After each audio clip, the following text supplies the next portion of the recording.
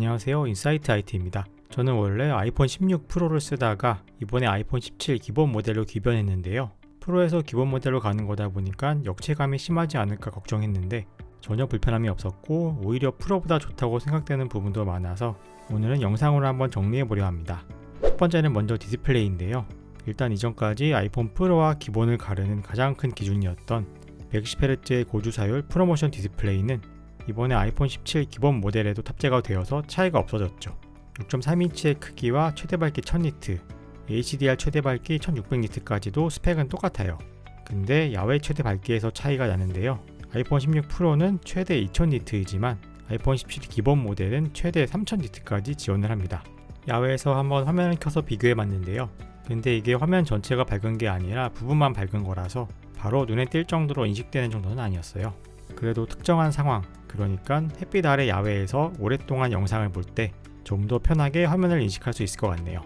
AP 성능은 당연히 최신 기기가 더 좋은 게 맞지만 아이폰 16 프로는 A18 프로 칩셋을 썼고 아이폰 17 기본 모델은 A19 기본 칩셋을 탑재해서 AP에서 프로와 기본과의 차이도 궁금했는데요. 일단 A18 프로보다 A19는 GPU 코어가 한 개 적습니다만 A19에는 A18 프로에는 없는 뉴럴 가속기가 추가되었어요. 이건 나중에 AI 관련 작업에서 더 효율적일 수 있겠네요.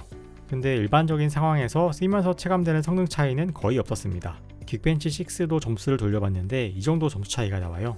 싱글코어랑 멀티코어 점수 둘 다 아이폰 17 기본 모델이 훨씬 높죠. 참고로 램도 이번에 아이폰 17이 8GB로 올라갔는데요. 아이폰 16 프로도 램이 8GB였어서 아이폰 17과 16 프로의 램 용량은 똑같습니다. 참고로 아이폰 17 프로는 12GB로 더 업그레이드 되긴 했어요. 아무튼 아이폰 16 프로와 비교했을 때 AP랑 램을 함께 고려해봐도 아이폰 17이 좀 더 앞선다고 봐도 될 것 같네요. 저장 용량도 아이폰 17 기본 모델이 더 컸는데요. 아이폰 16 프로는 가장 저렴한 모델이 128GB부터 시작했지만 아이폰 17은 가장 저렴한 모델도 256GB부터 시작을 해요. 저는 항상 가장 저렴한 모델로 사고 부족한 용량은 아이클라우드로 보완을 했었는데 그래도 기본 용량이 256GB 되니까 좀 더 쾌적하긴 하더라고요.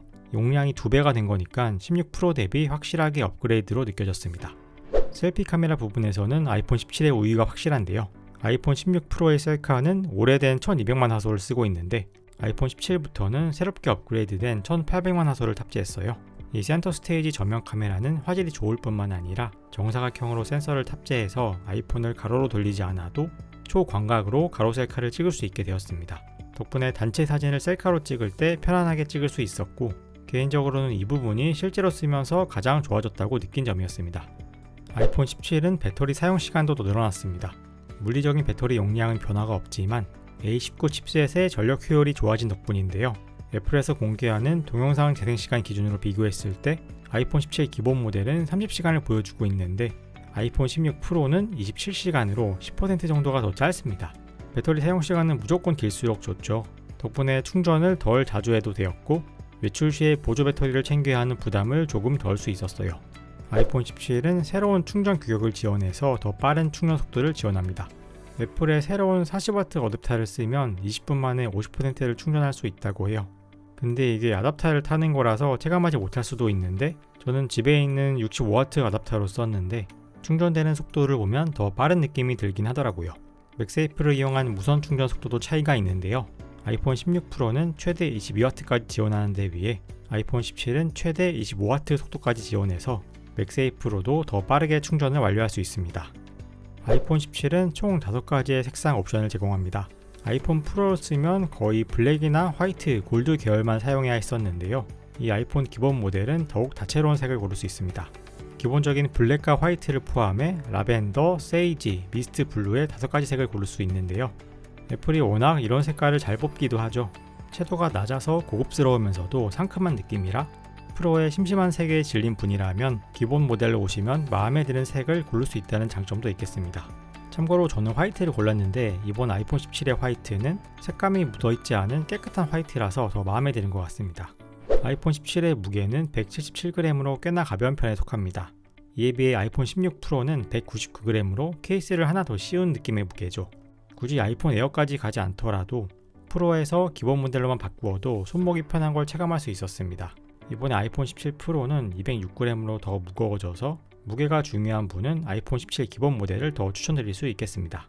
아이폰 17은 두께도 프로 라인보다 얇습니다. 두께가 7.95mm로 8mm가 안되는 수준인데 아이폰 16 프로는 8.25mm로 0.3mm 정도가 더 두꺼워요. 참고로 아이폰 17 프로의 두께는 8.75mm로 훨씬 더 두꺼워졌습니다. 아이폰 에어 빼고는 이번 아이폰 17 시리즈가 조금씩 다 두꺼워지긴 했는데 아이폰 17은 그래도 8mm 이하를 유지하고 있고 후면 카메라 범프의 면적도 작다 보니까 훨씬 슬림한 그립감을 느낄 수 있었어요.